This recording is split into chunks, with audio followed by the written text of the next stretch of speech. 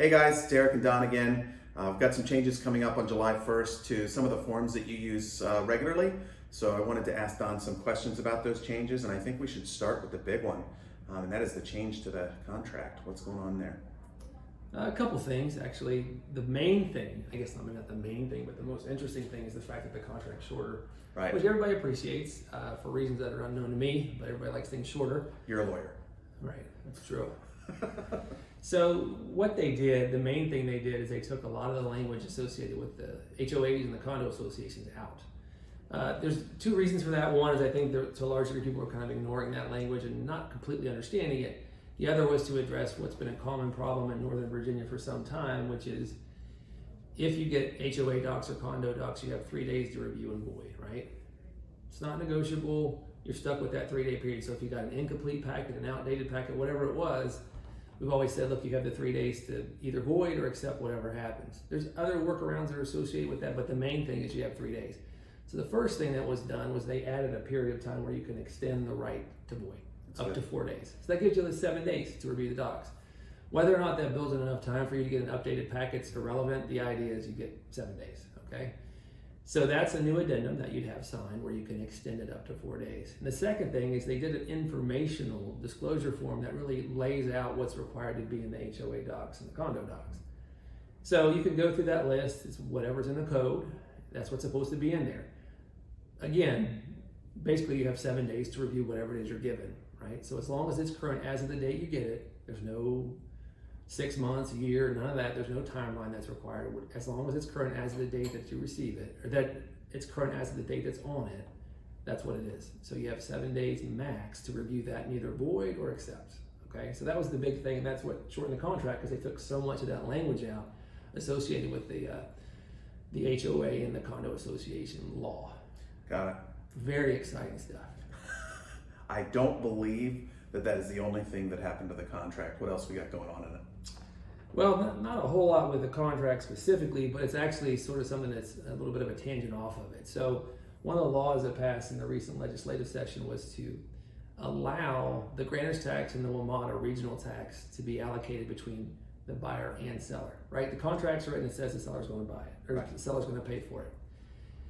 What they did was said, well, now it's a negotiable issue, right? They didn't change the contract. So now there's this push out with this legislative information that says, hey, you can negotiate this, but the contract has stayed the same, which says the seller's going to pay it. That's led to a little bit of confusion on everybody's side, right? Because if it's with the law and the contract says X, what's the obligation? What's the requirement? How does my seller deal with this? And honestly, I mean, the contract says what it says. The parties can agree to that. If they want to negotiate it, it's going to be taken outside the contract, and there's no addendum or anything that's been said. So it's really kind of up to the parties. So that is a little bit tenuous, right? And you can start to think through from a practical standpoint, what does that mean on the buy side? Do we have to be cognizant they may come back to that? On the listing side, should I be telling my sellers to negotiate that? And I think for the most part, we're going to see is kind of the status quo. But we do worry a little bit about that becoming a negotiation point later on in the contract. So what happens if they start to have an issue maybe with a home inspection or something else, and they bring this up as a negotiation point to kind of alleviate some of the stress?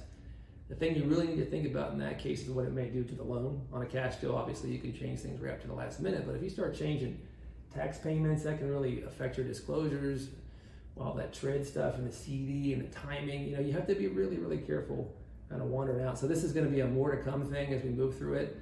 My guess is though, by and large, it'll just sort of be forgotten and everybody will continue to do what they've always done. Do you think that given that we're in a very strong seller's market right now, that this could be a tool for selling agents Sure. To make their offer more competitive? Yeah, that's a great point, and it may be something that happens. The thing is, there's no clear vehicle for it, right? You could, the HOA, as the example we just talked about, there's an addendum that's already created. There's no addendum for this, so how do we kind of navigate through it? And then what are the price points? Like, what are we going to do? 50-50 split, 75-25? Are we just in the grantor's tax, or is it going to be WMATA and those taxes just went up, right? And we'll be sure that you guys all have a copy of that flyer that shows the new calculations, but the seller side is going to be paying more now, which may lead to some discussion around it. So we'll see. I mean, we'll see how it gets used. Okay. The only other thing I want to talk about today was the financing, Right. Contingency addendum. What's going on there? So this is all financing, right? The appraisal portion of that contingency was modified pretty drastically. So what you'll see if you look at that addendum is that they changed it to mirror what you do under the home inspection. So you have a negotiation period. So say the sales price is X and the appraisal is Y and it's lower, right? At that point, and traditionally the buyer had some options. Well, here it gives the seller and buyer a chance to kind of negotiate through that period of time. So you're setting up timelines just like you did with the home inspection and for negotiation and then the right to void, right? Again, practical concerns, maybe it's great to have that option to sort of negotiate through it rather than have a hard line decision.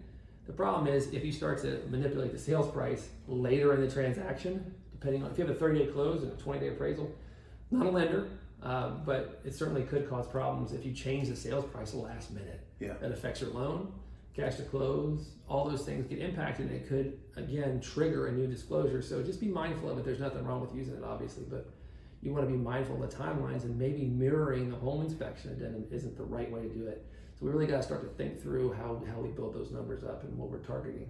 And so maybe if our audience is considering doing something along those lines, they should probably reach out to you and talk through it. Yeah, definitely talk to your lender too. Have the conversation with them about the timing of it because, if I have a 30-day close and it takes 15, 20 days to get a, I'm not saying that's a timeline, but you can see if I put 7 days to negotiate and 3 days to void, that's 10 days. We're bumping right up against settlement.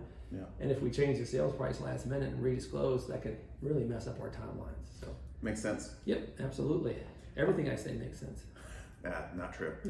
I think we're going to put together another video. There's some additional changes on the leasing side of real estate. Absolutely. So we'll put together another video. Check that out if you work with any landlords or if you're a landlord yourself. We'll address some of those. There's some interesting changes there as well. Thanks, guys. Thank you. See you soon.